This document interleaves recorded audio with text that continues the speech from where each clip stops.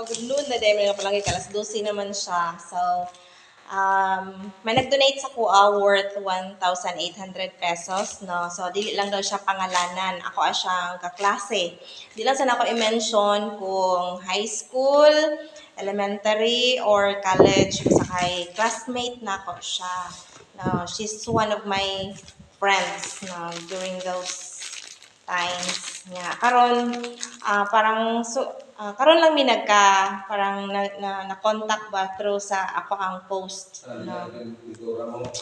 no tapos ang akong ipamalit is kani siya kay na may nag-pledge duha kay actually ang akong kinahanglan gayud nga pinaka-importante sa ning school year is walis tambo.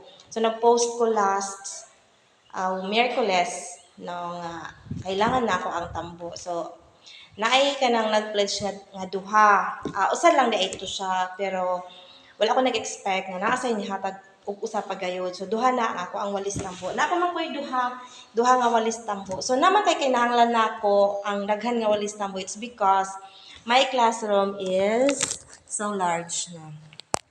So big no. Duha siya actually ka duha siya ka classroom unta. Yan. Salamat sa nagbrigada. Saan na to siya di siya makita? Tara, nagbrigada, nagpintura siya dito nga side na sa pinturahan ang kuan. And then, nahuman na po na ako ni siya diri. So, balik ta. No, so, ang akong gipamalit ato is, of course, kinahanglan man namin sa mga CR kay kanang gamit di kayo kay ang mga bata. Siyempre, gikan sa lakaw, maglakaw pa man na sila. So, kinahanglan man malimpyo, inya kanang dali na siya malimpyo, so mo ni siya. No? Yan. Duha kay para abutan og kuan kanang usad ka tuig or dili man mausad ka tuig, maduha ka tuig minana. So, nasa wala man ko kapalit og kanang one whole kay wala siya one whole ato nga time. No, nagkaubusan na pa kay yan nagdali sad ko kay para makauli ko pa dong pangari no, sa kuan gikan pa ko aruroy ato sa seminar. So, kani siya one half, no? So, napulo ni siya ka pad, no? Napulo ka pad, one half crosswise, no? So, ako na siyang dagdagan o, naman dito siya kuan one whole, pwede siya ganun ka puno. Unya, of course, sa CR gihapon, kinahanglan na to ang sabon. Duha na pon gihapon ako siya kay para nga year-round na, kaya di man siya madaling nga mana. Pero syempre, after mag-ihi or mag-CR sa mga bata, dapat na sila sabon. Yan. And then, of course, sanitary napkin kay kadaghanan sa mga bata mo, mga yung sila napkin kung kanabitang dili nila na-expect nga maabutan sila.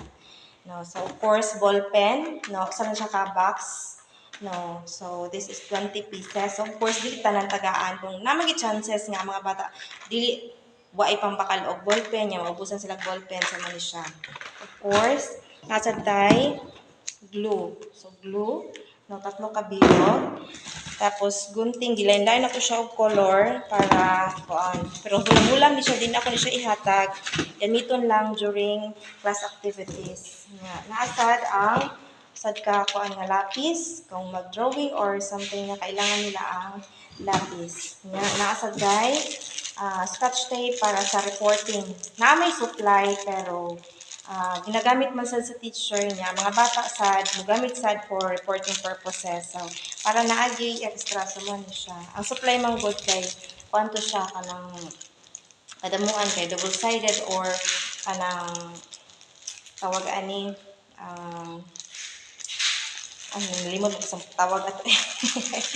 Nainani siya. Then, nasa glue, kani siya, ako lang ni siya kay kanang, paano ni siya, kanabitang, dili siya maklaro.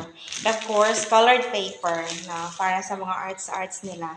So, ang sobra sa Munar na sa kwarta is 500 pesos. Ako siyang ipalit og Biogesic, cetirizine, and loperamide para ready diri sa mga bata. Ganito nila kay dili man ginatong matagaan nga nay mga panahon nga mga bata hilantan lalo na karon kay bag-o lang ma-open unya siging uwan bag-o lang nag-uwan-uwan, so of course ang lawas mag-adjust niya lakaw ba sila pangari niya dili man tanan na ay payong nasa chances sa tungod sa kalayo maabutan sila og ulan.